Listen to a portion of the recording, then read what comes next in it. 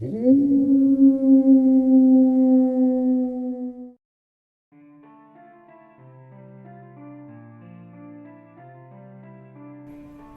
not sure how we started, or who had the idea first, but when I was in middle school, I had a group of friends who would all go into the woods together, past the racetrack, and play a game called 7 Doors. This game involved one girl laying her head on the lap of another. The second girl would cup her hands over the eyes of the first girl to block as much light as possible from shining through their eyelids. We would all circle around them, seated on the forest floor, and chant softly, 7 doors, 7 doors, 7 doors. The girl, whose hands were cupped over the first girl's eyes, would ask her questions after we chanted for a few minutes. What do you see? Where are you? Do you smell or hear anything? All leading sensory questions that would paint a picture of a location in the mind's eye. The girl, laying on the ground, would begin telling us what she saw, describing what she was doing, even where she was walking. Usually, every session like this started in a forest similar to the one we played in, except that the girl who was traveling would be alone. Within the woods were 7 doors, each one a different color. There was red, blue, green, yellow, orange, purple, and white. They were scattered, and usually the goal of each session was to find a door, open it, catalog what was inside of it, and get back to safety at the entry point, or the cleared in the woods that all of us originally arrived in when it was our turn to travel. We only had 45-minute lunches, so we would usually only have time for one person to go under per day. Originally, it was just for fun. We would giggle and chant and listen with rapt excitement and attention at the visual story the girl who was traveling that day would spin for us, finding all manner of animals and plants in the forest. We respected the hunt for the doors. No one was eager to slip a discovery into their story until it felt right or made sense. Thus, it took us 2 weeks to find 3 of the doors and explore a little bit of what was beyond each. The blue door was found first, and it led to a deep valley lake, with short white houses cut into the cliffsides around the lakeshore. We hadn't delved deep enough yet to know if the small cliffside village was occupied or not, and by whom. The red door led to a huge city, built from gold, metallic, terracotta-type material, with towering buildings that connected and reconnected through complex sky bridges. Again, we had yet to encounter any sort of dwellers or people here. Only a few strange birds had followed our progress through the city any time one of us ventured into the red door. The green door led underground into a dank, glowing grotto, filled with soft, phosphorescent fungus that wove across the ceiling like a webwork of fine-jeweled thread. There was a single fire pit with a crackling fire lit at the water's edge, and a small tent suitable for 1 or 2 people at most further in the darkness. We were slowly moving beyond the point where it was just a game. In the beginning, perhaps we had tapped into the effectiveness of soft, repetitive noise and some sensory deprivation by blocking the light from the eyes, and achieved some very mild meditative states. It may have helped with our intuition, our ability to get lost in our own world that we all created together. Like a creativity exercise done to stimulate those more abstract portions of the brain that we are so plugged into as younger kids, and lose access to when we get older. Maybe we were just at that right age, not quite children anymore, not quite grown women, but in between, a gray state of being, transitional creatures, each with a foot in 2 different worlds. Maybe this is what made us susceptible. Who knows? I remember going under on a Wednesday, when my turn came around again. My friend, we'll abbreviate her name to J, had her fingers cupped loosely against my cheeks. She had been taking guitar lessons, and I remember how her calloused finger pads were against my 12-year-old skin. It made it harder for me to concentrate for a while, to sink into that soft, fuzzy, half-awake state that made it easier to make up stories. A flash of irritation shot through me, but I quenched it, squeezed my eyes shut, and tried to concentrate. The anticipation of the circle around us had changed in the last week. No giggles or smiles. We used to make faces at each other across the circle to try to get one another to crack the chanting with a laugh. But the last few days, everyone had intently stared at whomever was on the forest floor. Focused. Resolved. There was a mystery here, and we were going to figure it all out. Hindsight is always 20/20. Isn't that what they say? If I could stop my 12-year-old self somehow. Finally, the chanting stopped, and Jay asked me, "What do you see?" The clearing was around me, as it had always been before. I looked down, and I could see myself, wearing the flared dickies and blue-striped, cap-sleeve shirt I had put on this morning. I circled around the clearing, getting my bearings.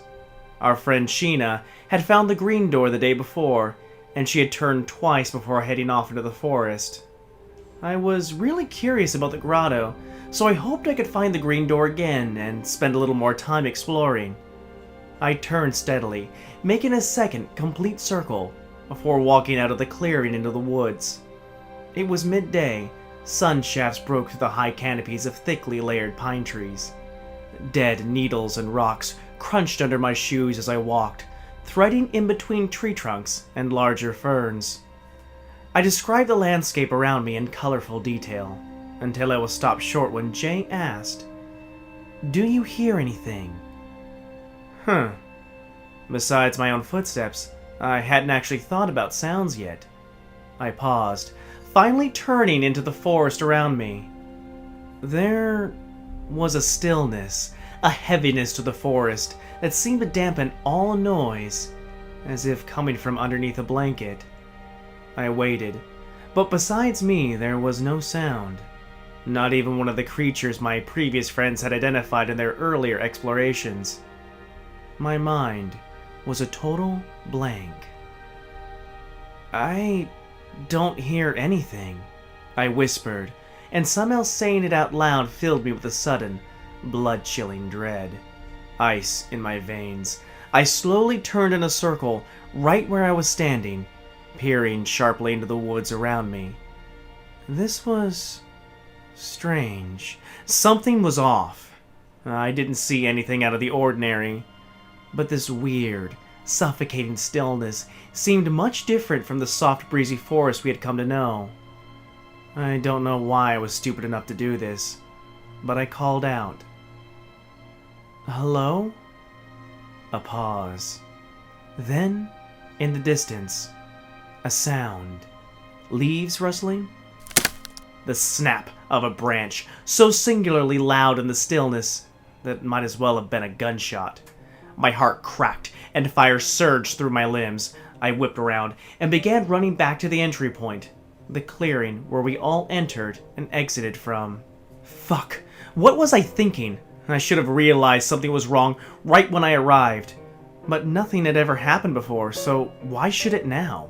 My breathing came fast and hard as I dodged tree trunks and leapt over exposed roots. Jay later told me that I had called out, "Hello," and then started almost hyperventilating. She had been tempted to wake me up right then and there, but we had a rule about waiting until a person had returned back to the entry point before coming back.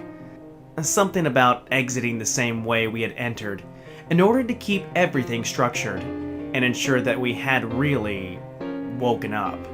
I was mostly looking down at the path as I ran, to ensure that I didn't trip on a root or large rock. So, when I looked up briefly, and saw a dark, hulking shape ahead of me in the woods, my heart nearly stopped right then and there. Shit! I veered suddenly, dodging behind a pine tree, clutching the rough bark in my hands as I pressed myself against the trunk. I stuffed my hand on my mouth, stifling my gasping breaths, ears craning desperately for any sound.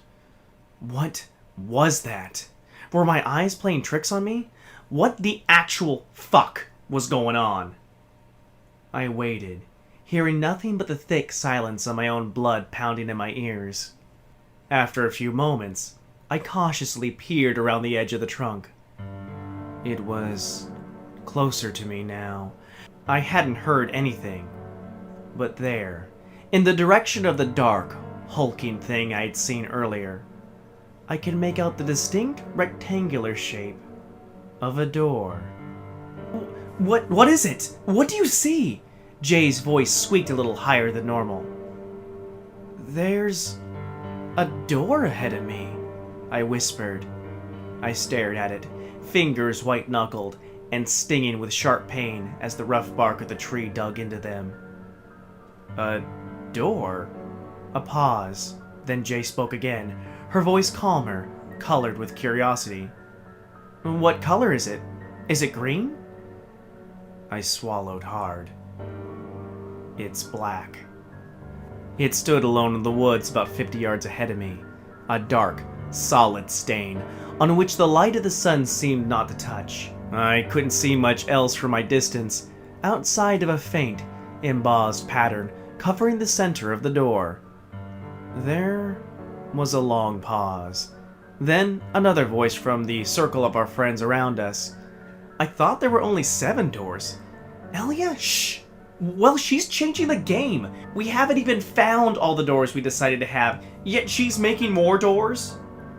I couldn't be sure, but it was starting to look like, somehow, the door was getting closer to me through the woods. I'm running around it, I said, and began moving through the trees, circling around the door to the left. It didn't seem to move while I was looking at it, yet every now and then, I realized that even though I was moving around and away from it, somehow, it was closing the distance between us. When I realized that, in the time it took me to circle around it, it had managed to half the distance between us. I couldn't take it anymore. I broke my gaze, turned, and ran full sprint. I was nearing the clearing. Just make it to the clearing and get out of here. It's a door. It's not like it's going to chase me.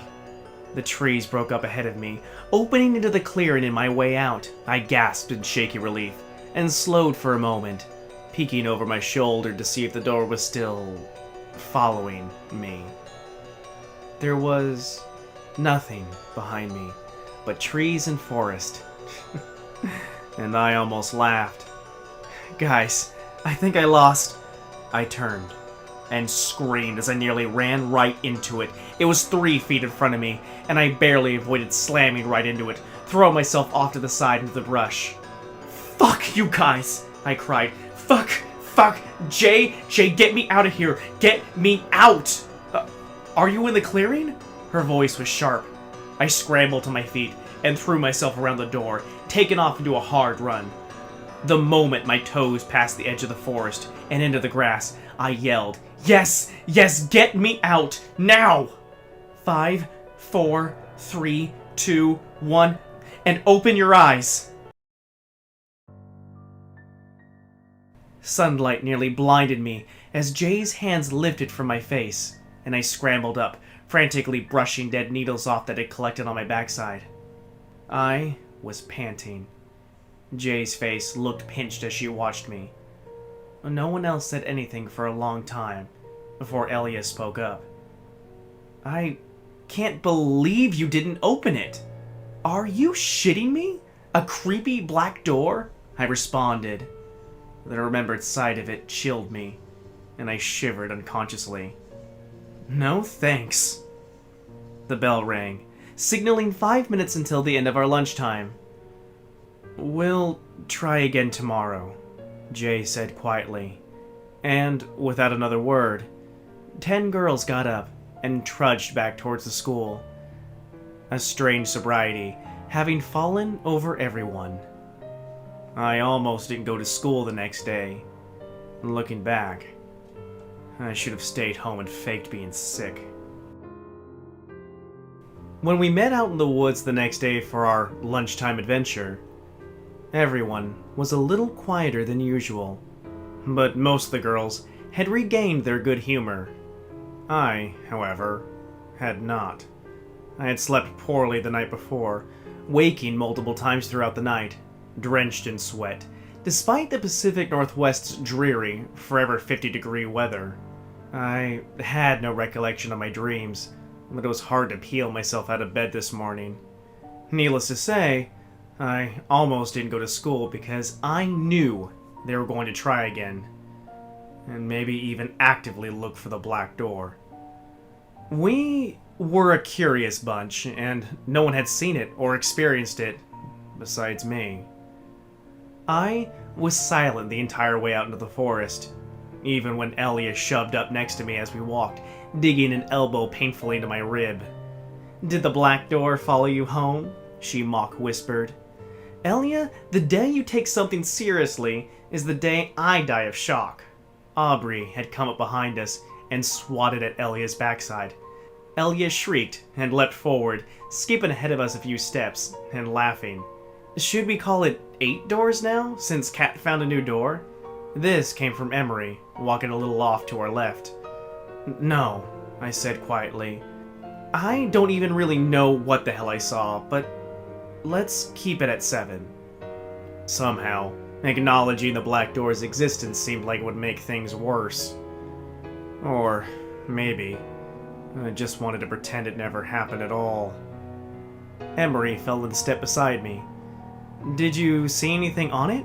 You know, besides that it was black." I shook my head. Honestly, I wasn't looking super close though. I think there were designs in the center, but of what, I don't know. When we got to our spot in the woods, Jay and the other girls were already there. We formed our circle, with a girl named Lorraine taking the honored position of the traveler this time. Jay did most of the question asking when it wasn't her turn to travel, so she knelt on the carpet of dead pine needles first, before Lorraine laid down and situated her head on Jay's lap. "You ready?" Jay asked. Lorraine nodded and shut her eyes. Jay cupped her hands and placed them over Lorraine's face. She took a deep breath, shut her eyes for a moment, and then nodded briefly. The circle of girls began chanting. 7 doors, 7 doors, 7 doors. After a few minutes, Lorraine's breathing had become slow and heavy, as if she were sleeping. We could see her belly rising and falling beneath her baggy Soundgarden shirt. Her hands fell open and slack at her sides. Her feet splayed outward gently. She looked deflated against the forest floor, as if she were a discarded doll with all the stuffing ripped out. Jay's voice cut through our chanting, and all our voices fell silent. "What do you see?" Lorraine let out a breath. Her voice sounded tiny as she said, "I'm in the woods, in the clearing." A pause, and then, "I don't see any doors. I'm going to start walking west." "Do you hear anything?" Jay asked. A pause. "There's a breeze, really slight. I can hear the leaves rustling, but nothing else."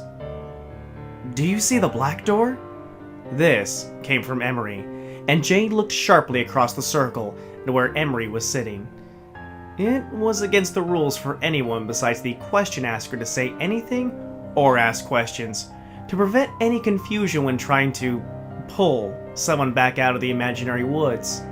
Lorraine's face furrowed slightly beneath Jay's hands, and Jay quickly repeated Emery's question to get everything back on track. "Do you see the black door?" Lorraine seemed to wait for a moment before answering, and my heart began to pound.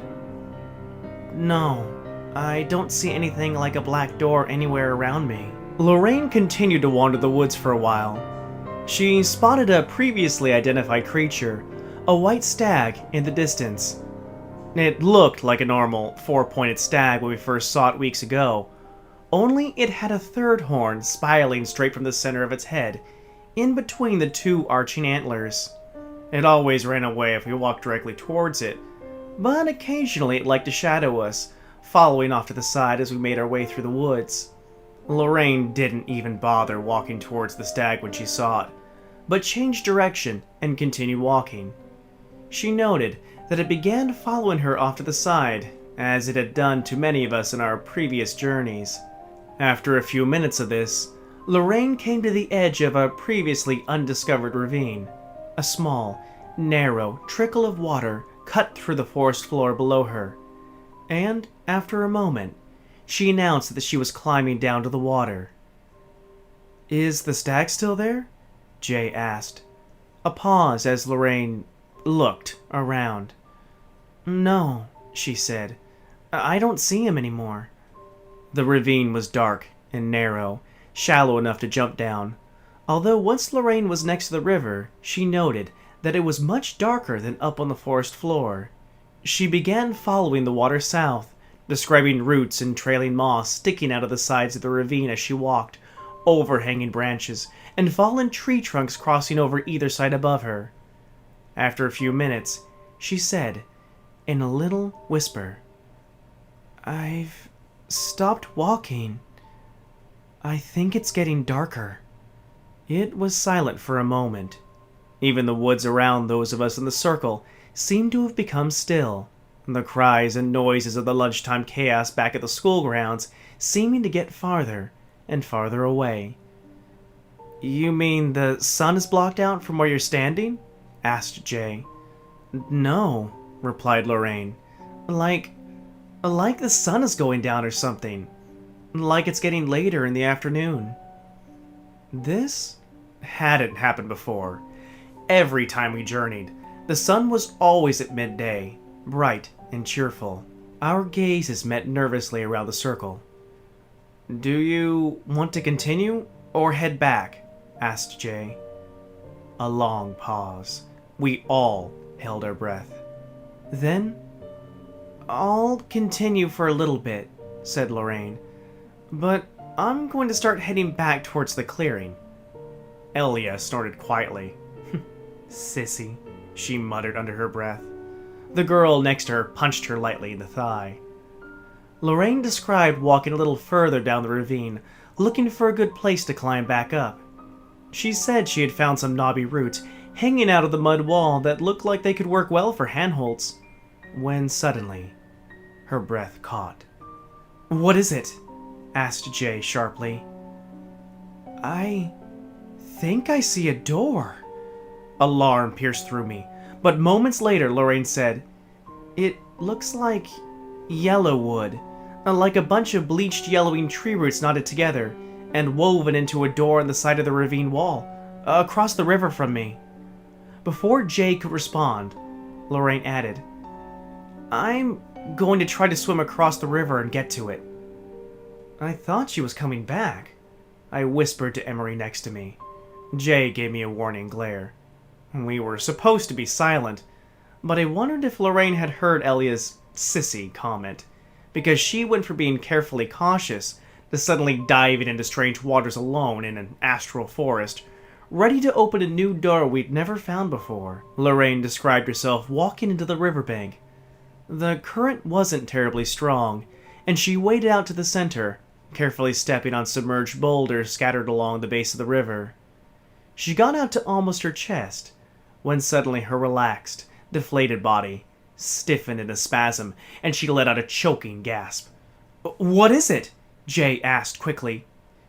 It's in the river." Lorraine's voice was a squeak. "Holy shit, there's a black door in the river. It's right underneath me. I almost stepped on it. Oh my god."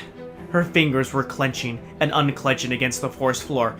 "Oh fuck, I'm coming back right now. Shit, it's right there. How the fuck?" "Come back, Lorraine," Jay said sharply. "Hurry, just get to the clearing." Lorraine described herself turning and splashing inelegantly back to the shore, launching herself out of the water and climbing the roots up the side of the ravine. Her breath began coming in short, sharp gasps, feet twitching and hands scrabbling slightly against the ground. She said that she had gotten to the top of the ravine, had crawled away from the river on hands and knees, and had turned around once, only to see that the black door was now at the edge of the ravine where she had just climbed up, towering against the backdrop of trees and sky, and completely shadowing her from the sun. No, No, no, she began, muttering to herself. I'm running. Fuck, it's right behind me, guys. What the fuck? She began panting again, her chest heaving against the ground. I felt a cold sweat against the back of my neck, watching her. A few of us had grabbed each other's hands, gripping for dear life, white-knuckled in our circle.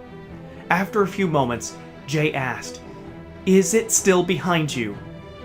A short gasp from Lorraine. "Yes," she said. "Every time I look back, it's..." A few more gasping breaths. It's maybe 10 feet away from me." We waited as she panted against the forest floor, her body wriggling and writhing in distress. Then, she let out a sharp cry. "Lorraine?" Jay's voice was alarmed. "What is it?" "It's starting to appear next to me, off to the side. Just not there 1 minute, and there again the next. Oh, fuck you guys." Then, she suddenly inhaled deeply. "I see the clearing." "Hurry," Jay muttered. "Just let me know once you're there." Lorraine described, looking over her shoulder, and off into the woods on either side a few times. As she neared the clearing, she said she had lost sight of the black door. She checked the woods one more time as her feet crossed the threshold, before saying, "Jay, I'm here! Get me!" Her voice was cut off with a horridly loud scream. Loud enough that every girl in the circle jumped. "It's in the middle of the clearing! Jay, it's fucking opening! 5, 4, 3, 2, 1. Open your eyes!" Jay ripped her hands back off of Lorraine's face. Lorraine's eyes snapped open, and she sat bolt upright, one hand clutching at her throat. "Oh, Jesus," she said, gasping. "Oh, holy shit." We all closed in around her, asking a million questions. What did the door look like? Why was it following her? How was it opening, quickly or slowly? Did she glimpse anything behind it? Once Lorraine caught her breath and calmed down a little, she said that it had begun slowly swinging outward as she stepped into the clearing, so she didn't get a good look at what might have been behind the door. She noticed a pattern on the door, especially the first few times it had gotten close to her, and with a shaky hand, she took a stick and drew a long, horizontal line, with 3 shorter lines beneath it, 2 that were right next to each other, and the third one centered and a little below it. Around the lines, she drew a circle. "That's all I can remember clearly," she said. "There was more, but these were the biggest designs," she drew in a shaky breath. "I know we're here to explore and learn, but you guys, I didn't want to get near that thing." She shivered visibly. "There's something wrong with it." The bell rang across the forest, and we all stood up, brushed dead needles from our clothes, and began the slow walk back to school. Lorraine was unusually pale, and she kept rubbing at her eyes. "Are you okay?" I asked. "Honestly, not really." She pinched the bridge of her nose as we walked. "I have a splitting headache. I kind of thought you were making up that whole black door yesterday. You know, to make your session interesting." Her tone was slightly apologetic. "I'm going tomorrow." Elia's voice cut across the air as she fell into step next to us. "I don't know why you didn't just open it and see what's inside." "Yeah, you don't know, Elia," Lorraine retorted sharply. "The door felt... I don't know, it felt menacing. Like it was threatening me." "I felt the same," I offered. "Like it was stalking me or something. It seems like it was a lot more aggressive with you." Lorraine didn't answer, but the pinched look on her face spoke volumes. "All the doors move," Elia quipped. "No door is ever in the same exact place twice. Maybe this one just moves a lot more than the others, and we won't know anything about it until we open it, and not knowing just makes us more afraid." She squared her shoulders as we trudged back into the main building. "I'm looking for it tomorrow, and if I see it, I'm opening it. I want to know for sure what's behind this black door."